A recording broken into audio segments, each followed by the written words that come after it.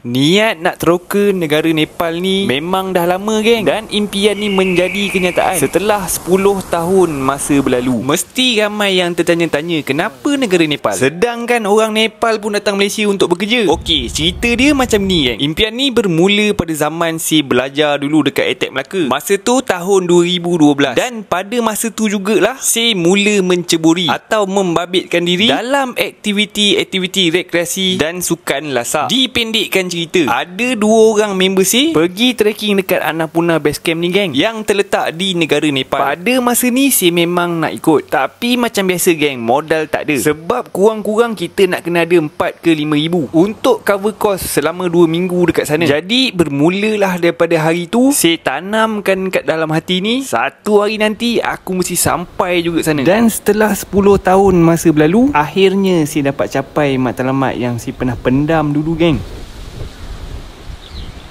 Okey, sekarang ni saya akan mulakan cerita daripada KLIA. Hello, Assalamualaikum. Pada hari ni kita akan ke Kathmandu, Everest aku datang. Sesampai je saya dekat airport, saya baru perasan sebenarnya saya salah terminal geng. Sepatutnya saya turun dekat KLIA 1, tapi saya boleh turun dekat KLIA 2 pula geng. Nasib baiklah saya datang awal. Kalau tak masal-masal, hangus sikit kapal terbang. Dan kalau korang terjadi juga hal yang sebegini, jangan panik. Sebabnya kan, ada satu monorail yang menghubungkan kedua-dua terminal ni, dan kita cuma perlu naik je monorail tu untuk ke terminal yang sebetulnya. Tak silap saya, tiket dia 2 ke 3 ringgit je geng. Lepas tu dalam 5 minit kita dah sampai. Saya tak ingat lah saya naik pesawat apa untuk pergi ke Nepal ni, tapi yang pasti pramugari dia lawa. Sebelum kita keluar daripada tanah air kita ni, bulan puasa ni saya ada bakau lemang. Dan dalam masa yang sama, ini cara je yang saya ada untuk cari modal bagi menjalankan projek teroka Malaysia musim 2. Jadi kalau kau nak support perjalanan saya ni, order lah lemang saya ni. Dan masa perjalanan yang diambil untuk sampai ke Tribuhan Airport hampir 5 jam geng. Dan jika ada sesiapa yang ingin ke Nepal, saya syorkan korang ambil flight pagi. Sebabnya sesampai dekat Nepal, untung badan kita akan dapat menikmati view Gunung Everest. Okey geng, sekarang ni kita dah sampai dekat Tribuhan Airport. Turun je daripada flight, akan ada charter bus yang akan ambil kita dan hantar kita ke pintu masuk airport. Dan untuk masuk ke Nepal ni, kita memerlukan visa geng. Dan ada 2 cara untuk kita mohon visa. Cara pertamanya adalah bila kita dah sampai dekat airport Nepal. Nanti dekat airport akan ada mesin-mesin yang disediakan. Kita tinggal kena isi maklumat yang diperlukan, dan kita kena sediakan gambar berukuran pasport. Tapi kalau korang tak nak pening-pening kan, korang mohon je siap-siap visa ni semasa di Malaysia. Dan setelah selesai, kita akan melalui kaunter immigration untuk membuat pengesahan visa yang kita telah mohon tadi. Okey guys, kita dah sampai dekat immigration Nepal sekarang ni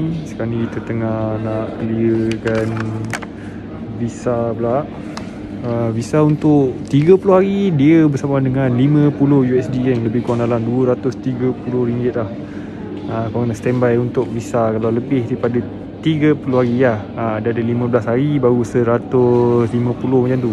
Okey geng, kita dah selesai visa kita. Sekarang ni kita nak pergi ambil beg. Ni visa dah dapat ni visa dia. Sekarang ni kita nak pergi ambil beg dan kita akan keluar daripada airport ni. Akhirnya kita sampai juga kat airport Kathmandu, Tribuhan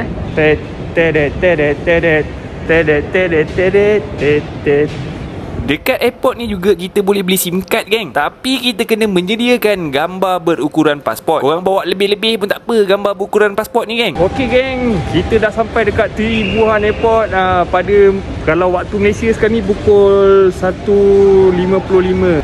Tapi dia dekat sini 2 jam 15 minit lambat. Baru pukul 12 lah macam tu geng.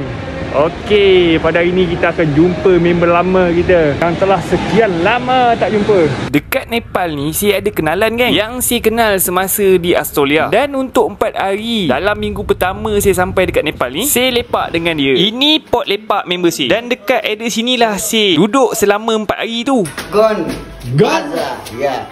Inilah member yang saya cakapkan tu. Nama dia Ganesh Prasen, warga negara Nepal dan berumur 40-an. Dekat 4 tahun jugalah kita orang tak berjumpa. Dan pada malam tu jugalah pertama kalinya saya try nasi goreng kampung geng. Tapi ni kampung lain punya. Terus terang saya cakap, tak tertelan geng. Okey lah, nampak gayanya. Part pertama untuk teroka negara Nepal selama 27 hari saya akan tamatkan kat sini geng. Kita akan berjumpa di video seterusnya. Saya gerak dulu. Papa Roger. अरे माझे माझे ऑनलाईन